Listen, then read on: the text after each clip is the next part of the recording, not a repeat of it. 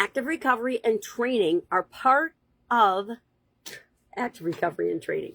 Active recovery and rest are an important part of your training when it comes to supersizing and growing your business. Sharon Horne-Ellstrom here. We're day 164 of our Supersize Your Business Annual Challenge.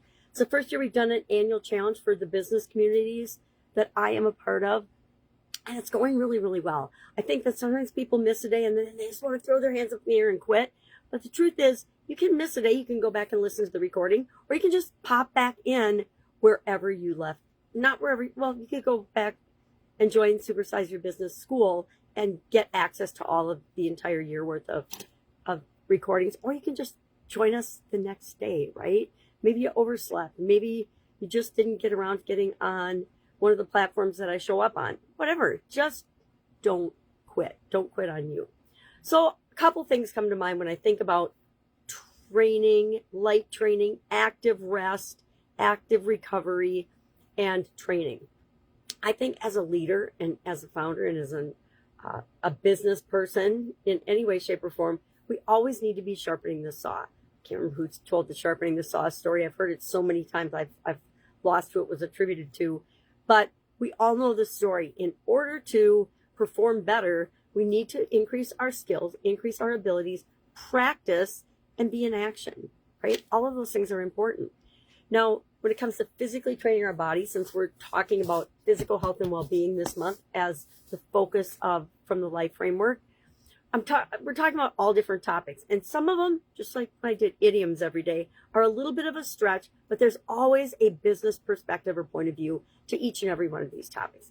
If it impacts our life, it impacts our business, because for many of us, our business is our life. And so the better we are, the healthier we are, the more energy and enthusiasm and excitement and fun and joy and love and light and all the positive emotions that we show up with in the organization are contagious. They spread to other people. And so we want to make sure we are recovering, we are rested, we are doing the things that we need to do, but we're also cutting ourselves some slack and giving ourselves a break sometimes. I did a training yesterday. I'm always sharpening my saw and always learning new trainings and things. And yesterday I did actually it was the night before. I did it before I went to bed. A training about, everything's an inside job. There's two paths we can go down, the problems or the possibilities. There's different levels of how aware we are of our own behavior and of ourselves and of our actions and reactions to things. And then the Myers-Briggs keeps coming up a lot lately, so maybe I need to revisit that and take it again. I guarantee it's going to come out ENFP. It has every time I've ever taken it, with the exception of one, and I found that fascinating. It came up ENFJ. And if you know anything about that, it's the difference between feeling and judging. And all of a sudden, after an entire life of being a more intuitive feeling person, I scored judging. I think it was because it was soon after my sudden cardiac arrest. And one of the things that I realized during that experience and after is I felt an overwhelming sense of distaste and judgment because I realized I must have been very judgmental, and so were a lot of the people that I'd surrounded myself with. And that behavior, it stems from fear, right? If we're judging other people and comparing ourselves to other people, that just stems from fear of us being ourselves and knowing that we are okay and enough no matter what we are and how we show up. So that's the only time I've ever had that experience, which was super interesting.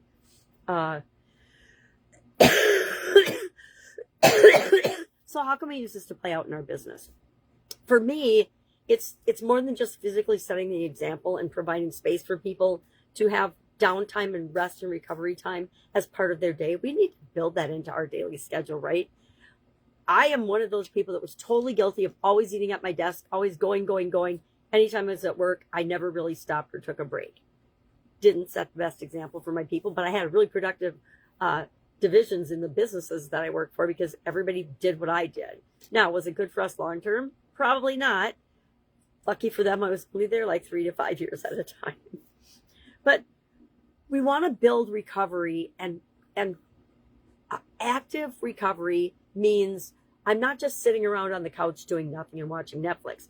I am doing something, but a lighter version of keeping my body going. I still will exercise every day, but I'll alternate cardio days with and harder workout days with lighter days where maybe I just do yoga or stretching or walking, but pacing myself and not making it a power walk, making it just a regular leisurely walk in the park. I'll do that. I think I've shared this story where following my sudden cardiac arrest, I began walking every day, several times a day. And I made that part of my daily routines down to a place called the Dike. It's just like a park place that goes halfway across the river here in my hometown. And I started building some of those things into my life. And guess what? I got a whole lot better, not only physically, but mentally and emotionally and probably spiritually and in every other way, because I was taking some time to actually not center myself, but probably center myself. Probably, what do they call it now? Regulate my body and my emotions. I say that tongue in cheek because it, again, something I'd never heard about until I came on the school platform. So what are we going to do with this today? We are going to share in the comments below, what is your favorite active recovery practice or activity? Share that in the comments below so we can learn from one another. And keep in mind that we have so many different opportunities and ways to do this as part of our life, but also as part of leading an organization, being part of an organization and a business that we're building to make the world a better place. Part of making the world a better place is making sure that we all take care of ourselves.